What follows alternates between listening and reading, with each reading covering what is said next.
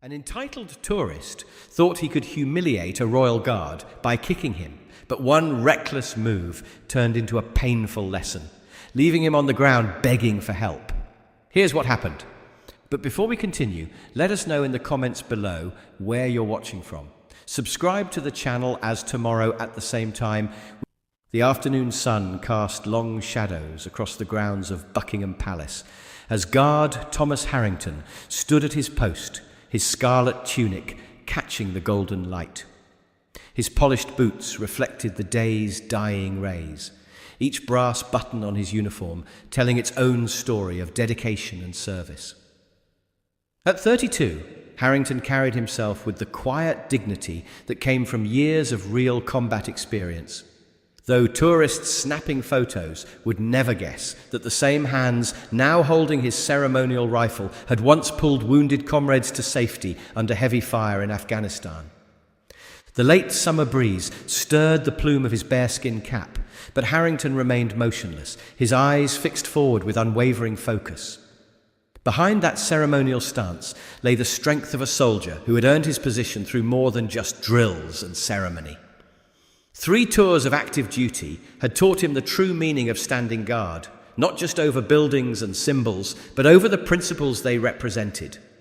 Tourists milled about the palace grounds, their excited chatter and camera clicks creating a familiar backdrop to Harrington's watch. Most were respectful, keeping a proper distance as they posed for photos, or listened to tour guides explain the history of the Queen's Guard. A young girl waved shyly from behind her mother's skirt, and though Harrington's expression never changed, there was a softening in his eyes, the kind of subtle response that only years of service could teach. A pair of elderly veterans walked past, their campaign medals catching the sun. They nodded slightly to Harrington, a gesture of understanding between those who knew that the ceremonial uniform before them was worn by a real soldier. Their quiet respect was a sharp contrast to the occasional tourist who saw only a photo opportunity, missing the centuries of tradition and sacrifice the uniform represented. The palace clock chimed 4, its deep tones rolling across the courtyard.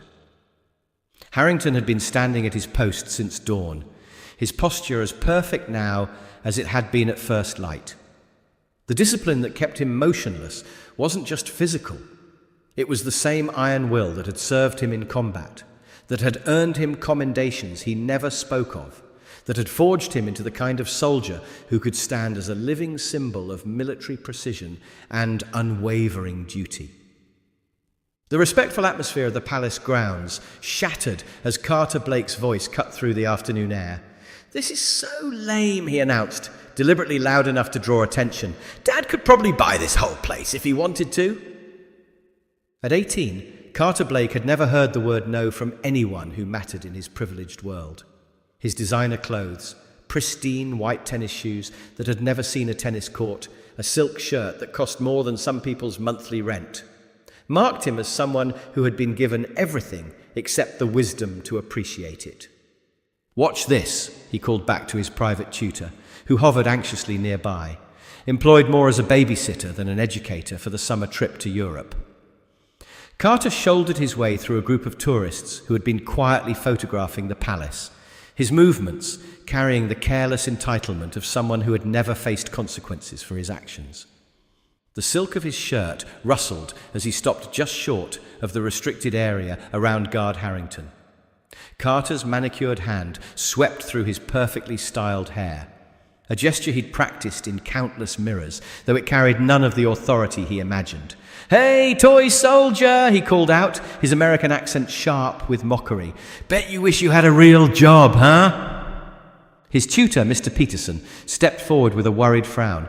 "Carter, perhaps you should remember who signs your checks," Carter cut him off, without taking his eyes off Harrington.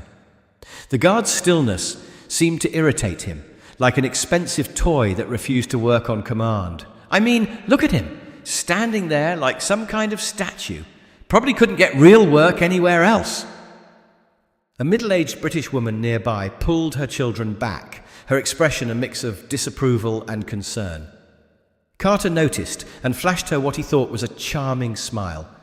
The same smile that had gotten him out of trouble at his exclusive private school countless times. "Don't worry, Mom. I'm just going to liven things up a bit. Place could use some actual entertainment." He moved closer to Harrington, studying him with the same dismissive interest he might show a museum exhibit.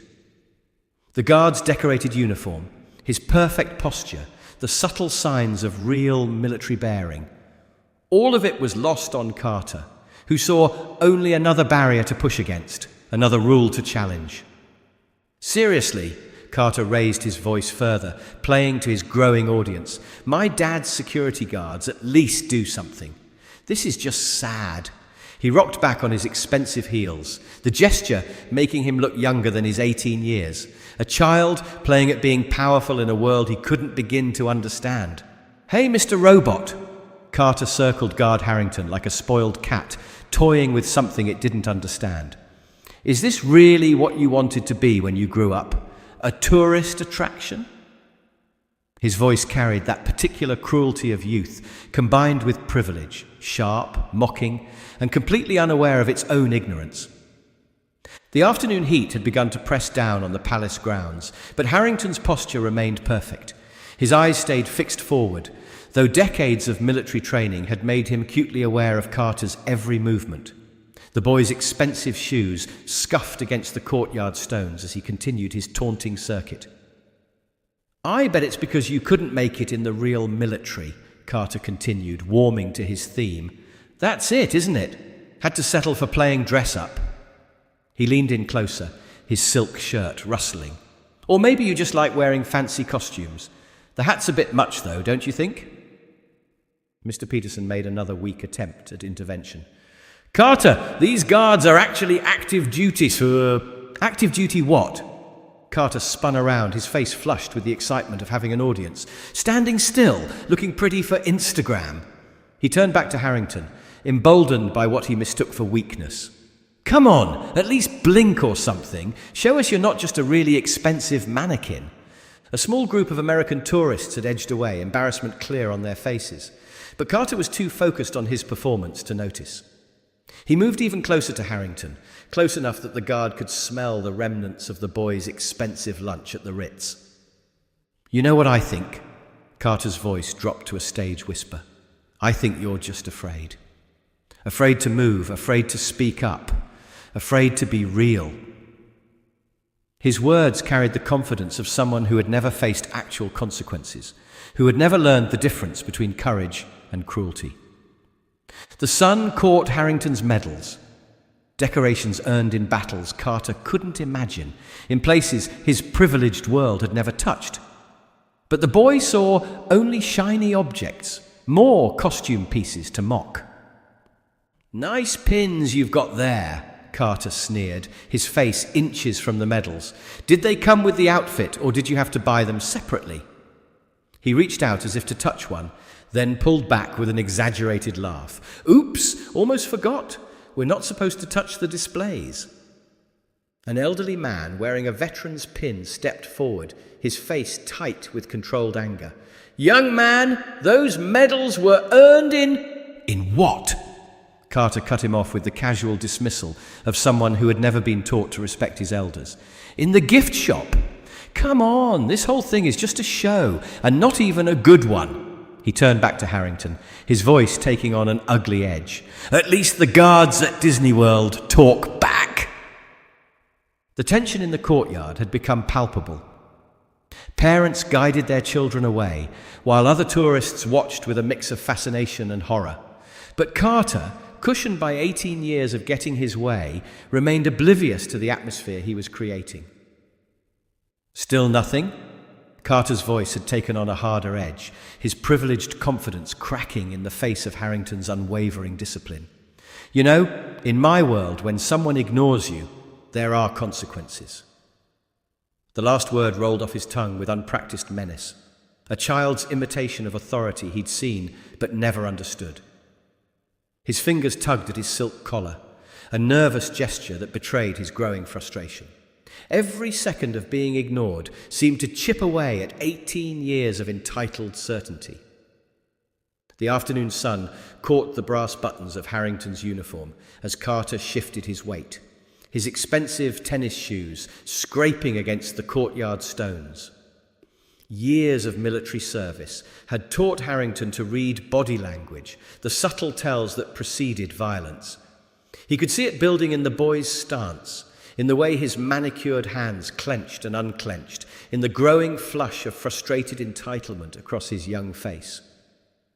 Even the way Carter's shoulders tensed reminded Harrington of countless confrontations he'd witnessed, though usually from more dangerous opponents than this privileged teenager. A couple of German tourists whispered to each other, slowly backing away as they sensed the building tension. Their cameras lowered, the atmosphere no longer suitable for holiday snapshots. Even the pigeons seemed to sense the shift, taking wing from their perches on nearby statues. "I said," Carter's voice rose sharply, cracking slightly on the last word, "there are consequences." His right foot drew back slightly, his body telegraphing his intentions with all the subtlety of someone who had never been in a real fight. "Maybe you need a lesson in manners. When someone talks to you, you're supposed to answer." The words tumbled out in a rush, each one higher pitched than the last, his composure unraveling like a cheap sweater. Mr. Peterson's face had gone pale, his years of experience as a tutor having taught him to recognize the moments when his charge's temper crossed dangerous lines. "Carter, don't!" His warning carried all the authority of a paper shield against a tidal wave. But Carter was already in motion, his legs swinging forward in what he imagined was a powerful kick aimed at Harrington's knee. Reality, however, had different plans for the entitled teenager who had never learned the physics of actual combat. His designer jeans, too tight for any practical movement, restricted his kick even before it began. His Italian leather belt caught the sunlight as his body twisted awkwardly, everything about his stance wrong in ways that would have made any martial arts instructor wince. The moment stretched like pulled taffy, each fraction of a second burning itself into the memories of every witness. Carter's designer shoe sliced through the air with all the precision of a drunk butterfly, the white leather soon to be scuffed beyond the help of any premium cleaning service. His balance, already compromised by anger and inexperience, shifted exactly wrong. The kick that was supposed to bring the guard to his knees instead twisted Carter's own ankle at an angle that nature never intended. Time seemed to slow, allowing everyone to witness each excruciating detail of karma in action. Carter's confident smirk transformed into wide-eyed realization, then blossoming panic as he felt his designer shoe catch against the ancient stones.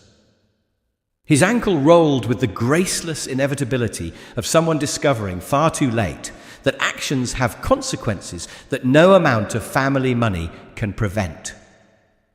The sound that followed wasn't the solid impact Carter had imagined. Instead, it was a complicated symphony of consequences.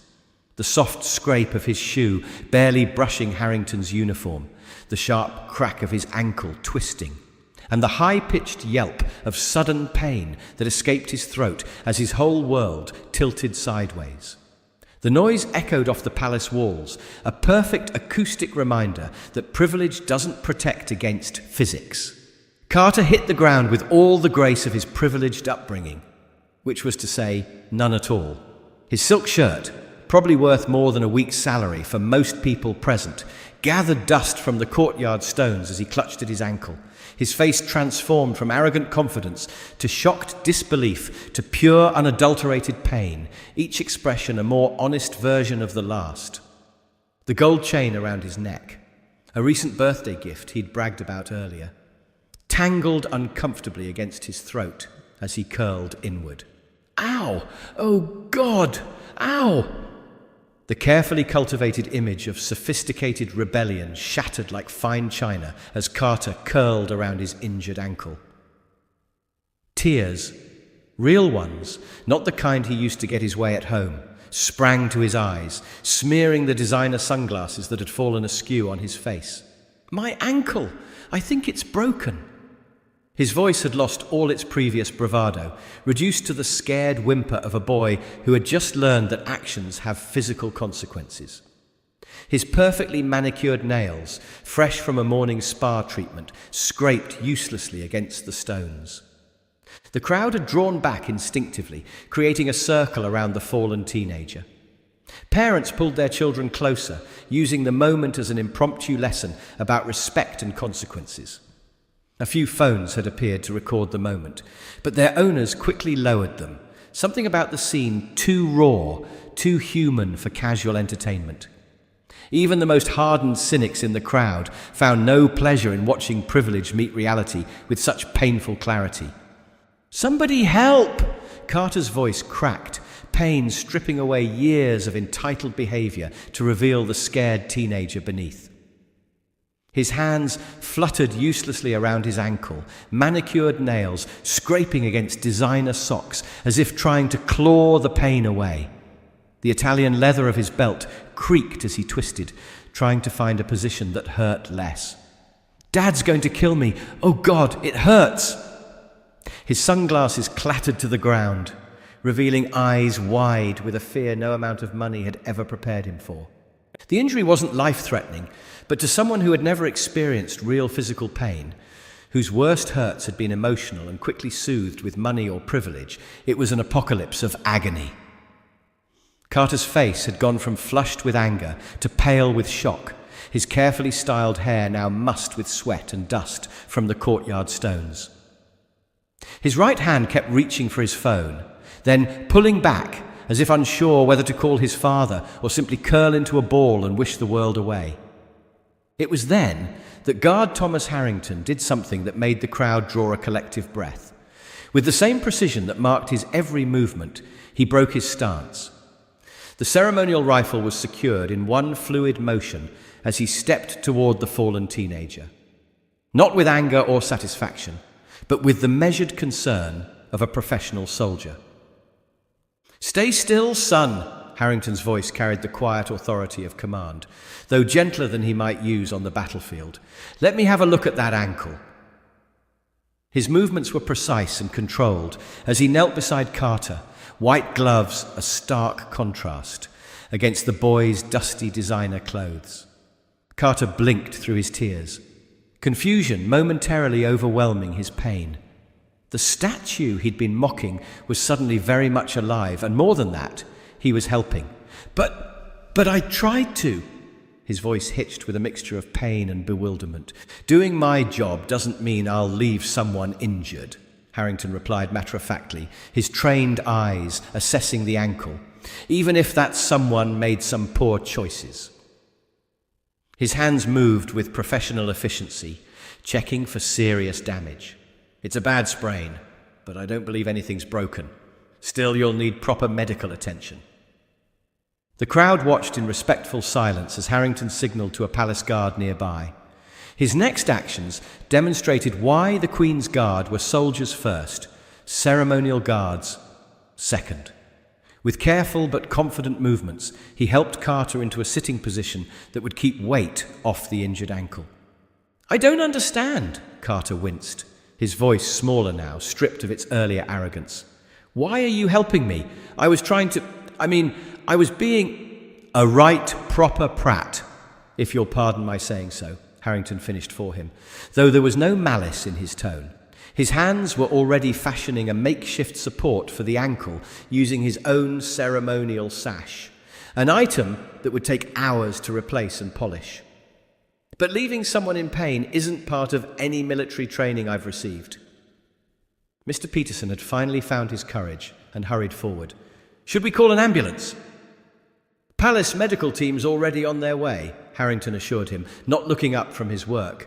"They'll take good care of him." His movements were precise as he secured the temporary support.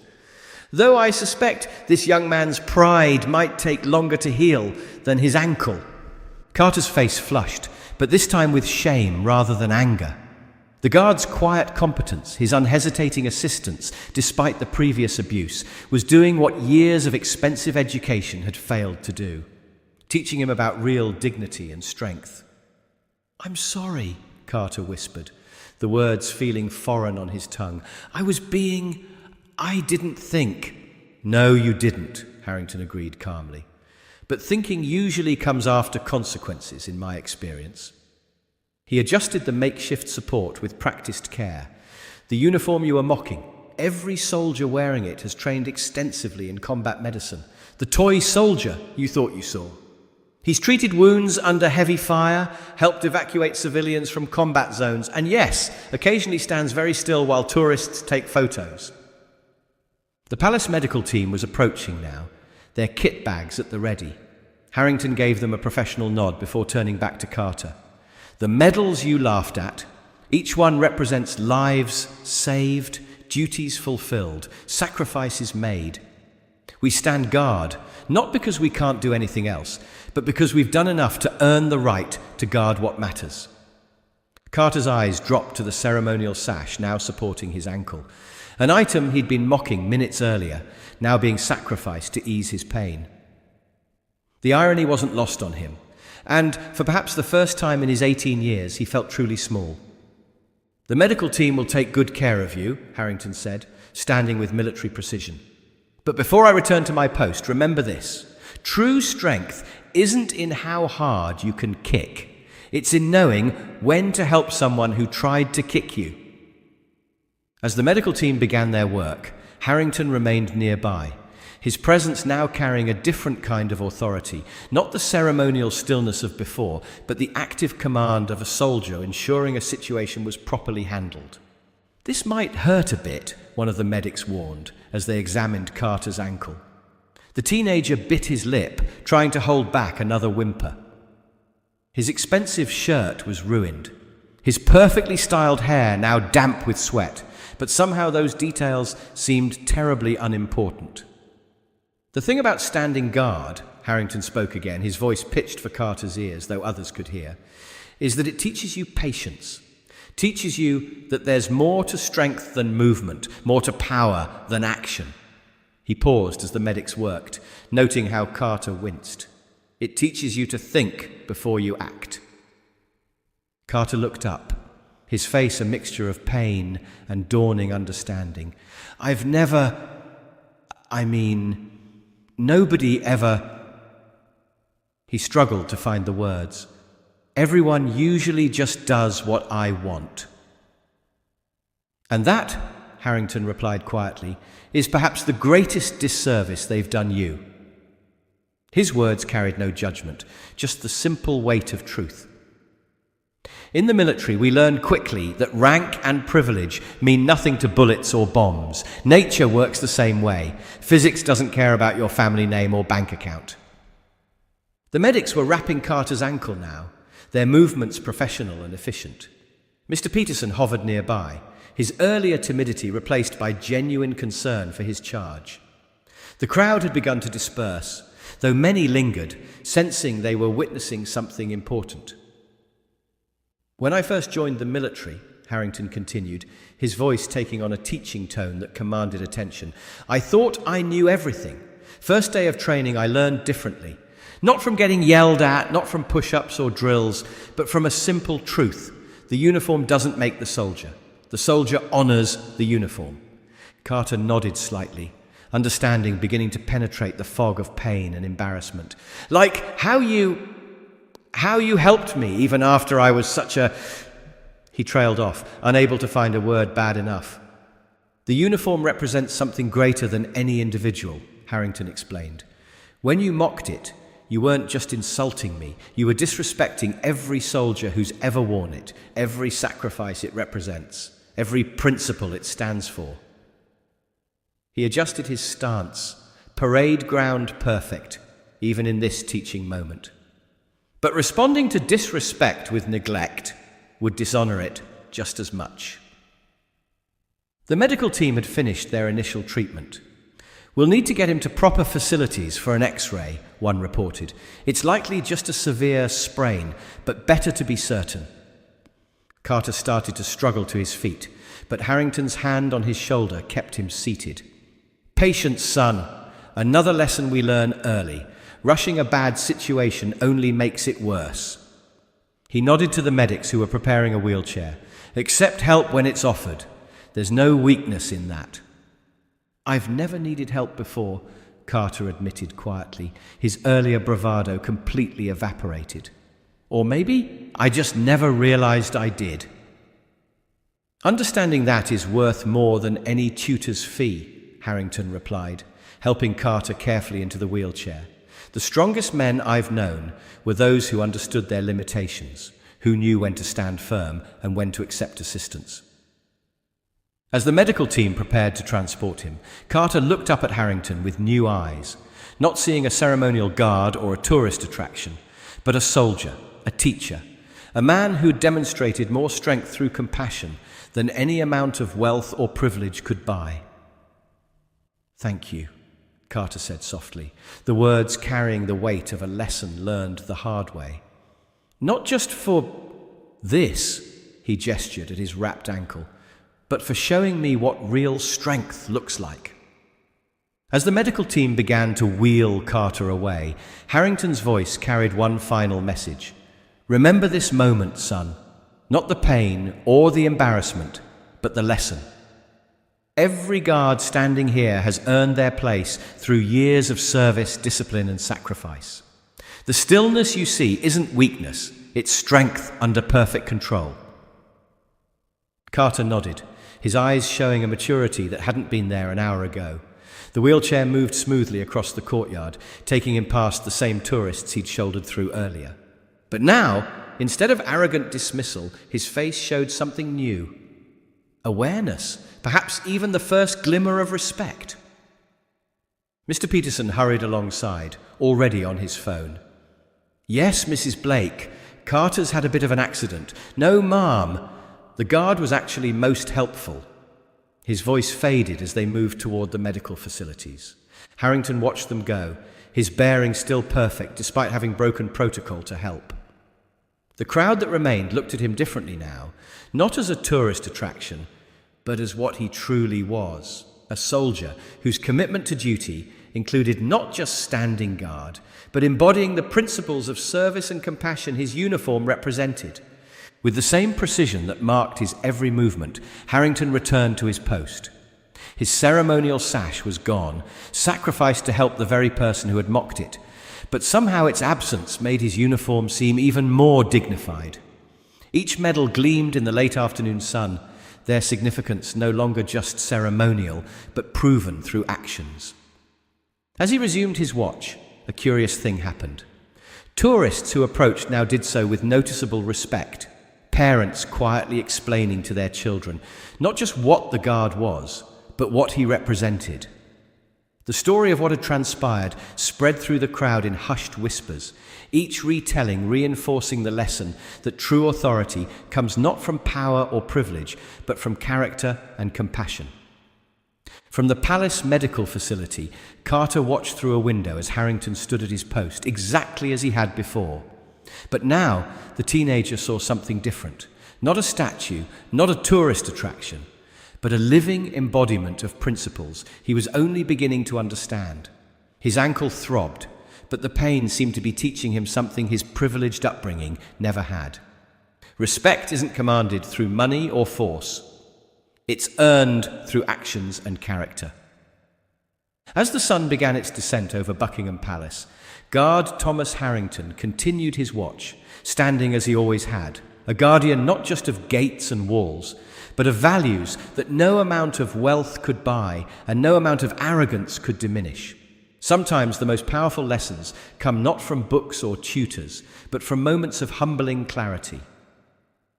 On that summer afternoon at Buckingham Palace, a young man learned what no amount of money could teach. That true strength lies not in the ability to dominate others, but in the capacity to help even those who've shown us disrespect. Guard Thomas Harrington's actions that day demonstrated something profound about the institution he represented.